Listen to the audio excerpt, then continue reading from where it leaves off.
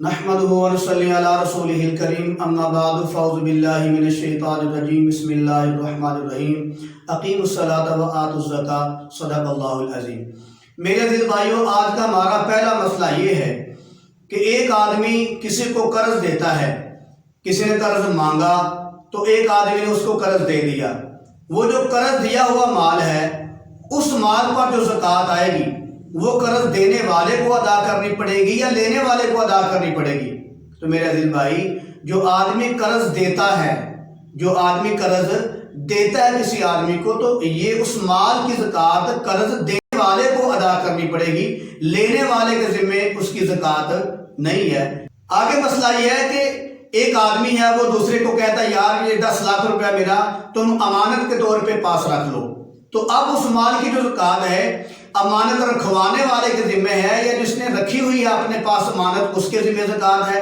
تو میرے عزیز بھائی، جو آدمی مالک ہے مال کا، جو امانت رکھوا رہا ہے، جو کہہ رہا ہے یار یہ میری امانت تم رکھ لو 2 مہینے کے لیے یا 4 مہینے کے لیے، تو جو امانت رکھوا رہا ہے اس کے ذمہ اس کی زکوٰۃ ہے۔ جس نے رکھی ہوئی ہے اپنے پاس امانت، اس کے ذمہ اس کی زکوٰۃ نہیں ہے۔ آگے مسئلہ یہ ہے، اگر کسی کے پاس سونے کا نصاب بھی پورا نہیں، چاندی کا نصاب بھی پورا نہیں ہے، تو پھر کیسے زکوٰۃ ادا کرنی چاہیے؟ تو میرے عزیز بھائی، اگر سونے کا نصاب بھی پورا نہیں، سونے کا نصاب ہے 7.5 تولے سونا ہو تو یہ نصاب پورا ہے، چاندی کا نصاب ہے کہ 52.5 تولے چاندی ہو تو اس کا نصاب پورا ہے۔ اگر سونے کا نصاب بھی کم ہے، چاندی کا نصاب بھی کم ہے، پھر دونوں کو ملا کر چاندی کے نصاب کے حساب سے زکوٰۃ ادا کرنی پڑے گی۔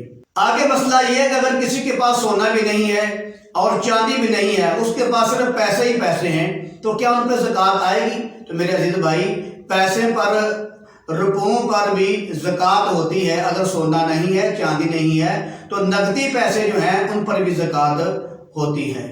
آگے مسئلہ یہ ہے کہ جو لوگ کہتے ہیں کہ صرف سونے پہ زکوٰۃ ہے، چاندی پہ زکوٰۃ ہے، وہ پیسے نقدی جو ہوتے ہیں، جو روپے کی شکل میں ہوتے ہیں، ان پہ زکوٰۃ نہیں۔ تو میرے عزیز بھائی، یہ شیعہ حضرات کا یہ مسلک ہے، ان کا یہ عقیدہ ہے، نظریہ ہے۔ لہذا جو شرعی طریقہ کار ہے، جو اہل سنت والجماعت کا جو طریقہ کار ہے، جو قرآن و سنت سے ثابت ہے، وہ یہی ہے کہ سونے پر بھی زکوٰۃ ہے، چاندی پر بھی زکوٰۃ ہے۔ اگر یہ دونوں چیزیں نہیں ہیں، اس کے پاس صرف پیسے ہیں، تو پیسوں پر بھی زکوٰۃ ہوتی ہے۔ آگے مسئلہ یہ ہے کہ کتنی زکوٰۃ ادا کرنی چاہیے؟ تو میرے عزیز بھائی، زکوٰۃ کا جو شرعی حکم ہے یہ 2.5% ہے، یعنی کہ 100 میں سے 2.5 روپیے آدمی کو زکوٰۃ ادا کرنی پڑے گی، اور 1000 میں سے 250 ہے، اور لاکھ میں سے 2500 ہے۔ لاکھ میں سے 2500 آدمی زکوٰۃ ادا کرے۔ اگر اس کے پاس 1000 روپیہ ہے تو اس کی زکوٰۃ 250 بنتی ہے۔ اگر اس کے پاس 100 روپیہ ہے تو اس کی زکوٰۃ جو ہے یہ 2.5 روپے بنتی ہے۔ لہذا 2.5% کے حساب سے وہ اس آدمی کو زکوٰۃ ادا کرنی پڑے گی۔ آگے مسئلہ یہ ہے، بعض لوگ کہتے ہیں کہ اگر نصاب کم ہو تو زکوٰۃ نہیں ہے، اگر نصاب پورا ہو جائے تو نصاب پورا ہونے کے بعد جو اوپر والی رقم ہوتی ہے اس پہ زکوٰۃ آتی ہے۔ تو میرے عزیز بھائی، یہ کہنا کہ اگر نصاب پورا نہیں تو زکوٰۃ نہیں، یہ تو پکی بات ہے، اور یہ کہنا کہ جب نصاب پورا ہو جائے تو جو اوپر رقم چلی جاتی ہے اس پہ زکوٰۃ ہے، تو میرے عزیز بھائی یہ مسئلہ بالکل غلط ہے، یہ فضول بات ہے۔ اوپر والی رقم پہ زکوٰۃ نہیں، بلکہ جب نصاب پورا ہو جاتا ہے تو جتنی رقم پہ نصاب پورا ہو گیا وہ زکوٰۃ ادا کرنی پڑے گی۔ اگر 7.5 تولے سونا ہے تو زکوٰۃ واجب ہے۔ مطلب یہ نہیں کہ 7.5 تولہ سونا پورا ہو گیا ہے، اس کے اوپر جو مال آئے گا اس پہ زکوٰۃ ہے، نہیں، جب مال کی یہ نصاب پورا ہو جائے تو زکوٰۃ واجب ہو جاتی ہے، اوپر مال کی کوئی شرط نہیں ہے۔ یہ بات بالکل غلط ہے۔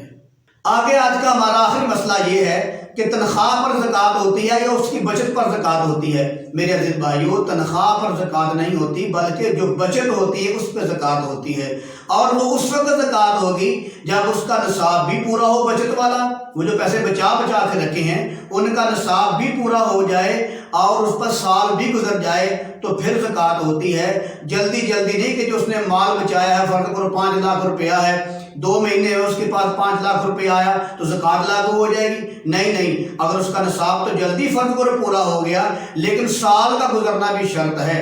اگر سال نہیں گزرا تو بچت پر بھی زکوٰۃ نہیں ہوگی۔ وما علینا الا البلاغ۔